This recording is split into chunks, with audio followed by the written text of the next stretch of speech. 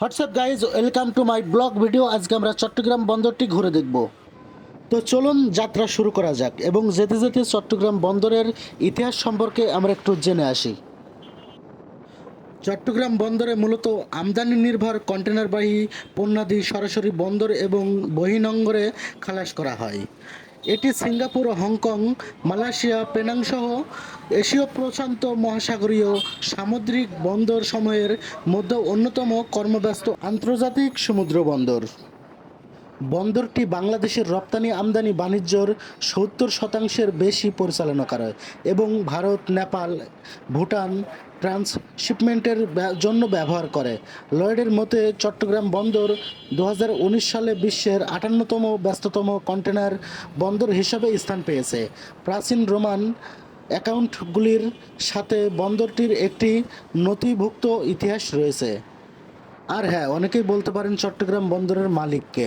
আসুন জেনে নিই। চট্টগ্রাম বন্দর পরিচালনা করে চট্টগ্রাম বন্দর কর্তৃপক্ষ। মালিক হচ্ছে বাংলাদেশ সরকার। পোতাশ্রয়ের ধরন হচ্ছে কৃত্রিম নদী বন্দর ও সমুদ্র বন্দর। উপলব্ধ নঙের স্থান ৫১টি। চট্টগ্রাম বন্দরটি কমপক্ষে খ্রিস্টপূর্ব ৪র্থ শতাব্দী থেকে চালু রয়েছে। এবার আসুন চট্টগ্রাম বন্দরের গুরুত্ব সম্পর্কে আমরা একটু জেনে নিই। একটি উপকূলীয় দেশ হওয়ায় বাংলাদেশের বেশ কয়েকটি বন্দর রয়েছে এবং চট্টগ্রাম বন্দর বাংলাদেশের অন্যতম প্রধান এবং প্রাচীন সমুদ্র বন্দর। দেশের দক্ষিণাঞ্চলে অবস্থিত চট্টগ্রাম বন্দর বাংলাদেশের অধিকাংশ আমদানি ও রপ্তানি পরিচালনা করে, যার মধ্যে রয়েছে কাঁচামাল, তৈরি পণ্য এবং কৃষি পণ্য। বন্দর এবং সমুদ্রের কাজ জলের শরীরের যে কোনো অংশ এবং এটিকে ঘিরে থাকা মনুষ্য সৃষ্ট কাঠামো, যা বায়ু তরঙ্গ এবং স্রোত থেকে একটি জাহাজকে পর্যাপ্তভাবে আশ্রয় দেয়, নিরাপদ নোঙর বা কার্গো এবং যাত্রীদের নিষ্কাশন এবং লোডিং সক্ষম করে। ১৮৮৭ সালে চট্টগ্রাম বন্দর কমিশনার গঠিত হয়।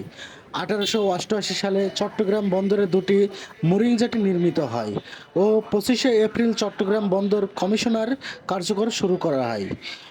১৮৯৯ থেকে ১৯১০ সালের মধ্যে চট্টগ্রাম বন্দর কমিশনার ও আসাম বেঙ্গল রেলওয়ে যুক্তভাবে ৪টি স্থায়ী জেটি নির্মাণ করে। ১৯১০ সালে চট্টগ্রাম বন্দরের সাথে রেলওয়ে সংযোগ স্থাপিত হয়। এবার আসুন চট্টগ্রামের পুরাতন নাম কি এবং চট্টগ্রাম নামটি কোথায় থেকে উৎপত্তি হলো তা সম্পর্কে জেনে আসি।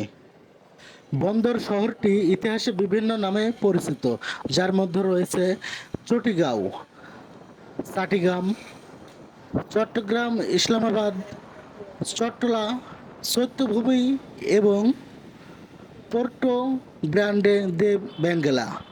চিটাগাং, চট্টগ্রাম এর বাংলা শব্দের প্রত্যয় গ্রাম।